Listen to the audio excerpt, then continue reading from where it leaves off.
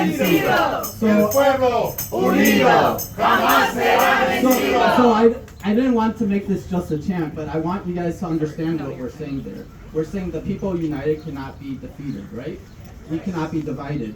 But the reason I started off with that is because far too often we join this battle of solidarity when our own rights are under attack.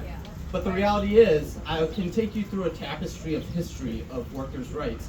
And the reality is that if we throw any community under the bus, are willing to throw any community under the bus, then we're already behind the 8 ball. Our rights are already under attack. And so you cannot care about solidarity when it impacts you. So caste hierarchy has a huge impact on this specific model. So let's go back to the 1890s. Eugene Victor Debs and the Pullman strike. How many of you know about the Pullman strike? Yeah. Okay, that's a lot. All right. Yes. Well, the reality is that the Pullman strike was a rail worker strike. So when rail workers are under attack, what do? We stand up, fight back, right? And so the reality is that what happened in the Pullman strike that actually got some gains for the union, but also had some setbacks, something that was predicted by Eugene Victor Debs. They needed to vote for the black rail workers to join the union. Guess how many people they lost that vote from? There are two votes that made it so that the black workers were not a part of this union. And Eugene Victor Debs, he said, well, we can't even call the black workers scabs when they are not going to observe our strike. If we don't stand with them, why would they stand with us? It's a very clear delineation of what could have happened. So we move forward to the coal miners. How many of you know about the Battle of Blair Mountain? Yeah. Okay.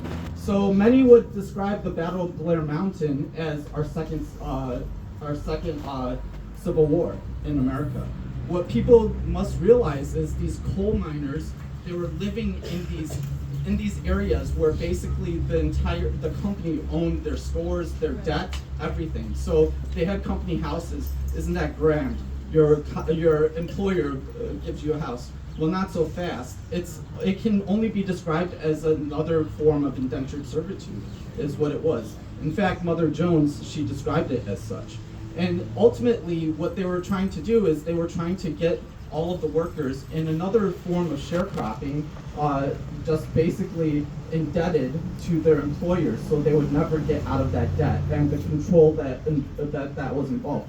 Literally, the American government dropped bombs on these people and started a war against people to force them back to work in the coal mines. Like indentured servitude, slavery. I don't want to diminish what chattel slavery was in this country, but it was something similar to that. So when coal miners' rights are under attack, what do?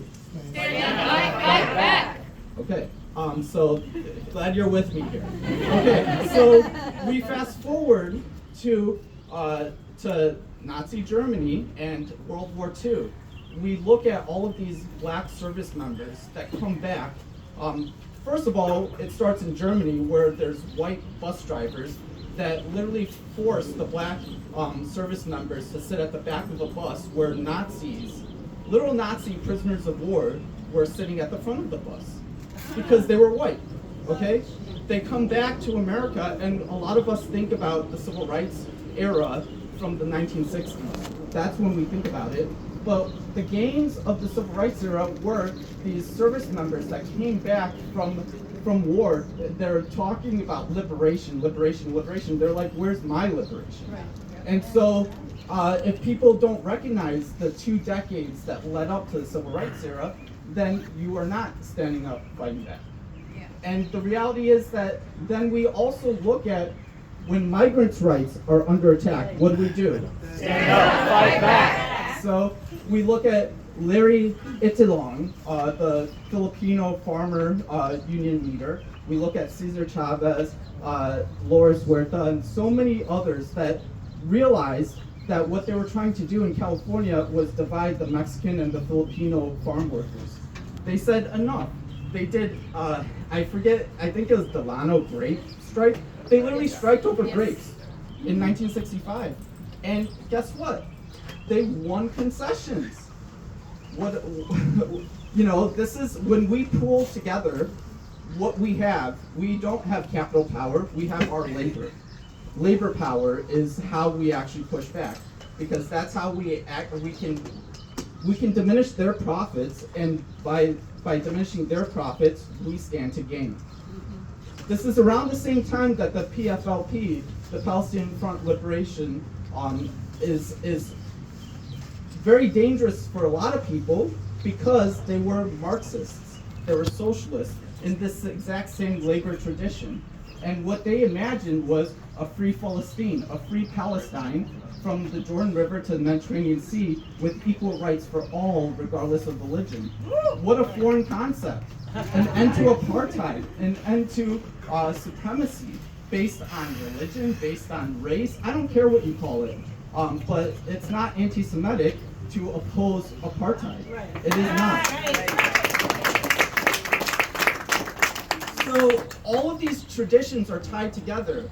I talk about my own tradition. I'm Punjabi, I'm Sikh, and I look at the farmers' protests from 2020 in India.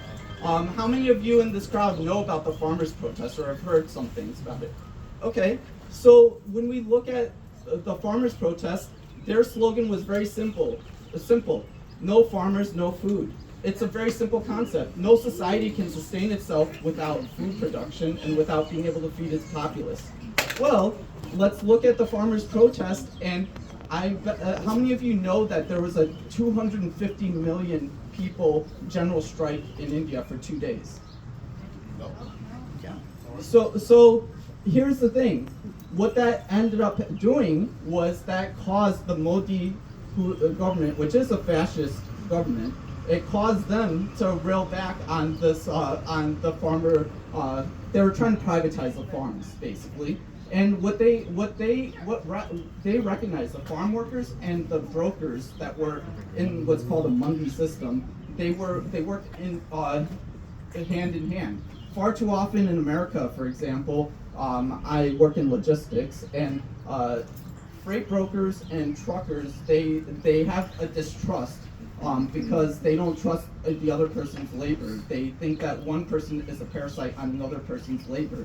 What they recognized in the Indian farmers' protest was actually the salespeople and the brokers. They actually brought up the sales accounts that help the farmers do what they do best. Because if you're not at each other's throats when it comes to labor, you're not divided, then you can actually understand how somebody else's labor is like a Lego block on your own labor.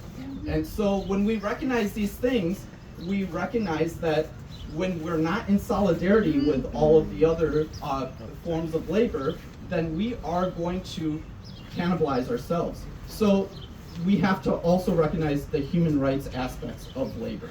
So when Palestinian lives are under attack, what do? Stand up, fight back. When black lives are under attack, what do? Stand up, fight back. When trans lives are under attack, what do? Stand up, fight back. When workers' rights are under attack, what do? Stand up, fight back. What do? Stand up, fight back. What do? Stand up, fight back. God bless you all. Thank you.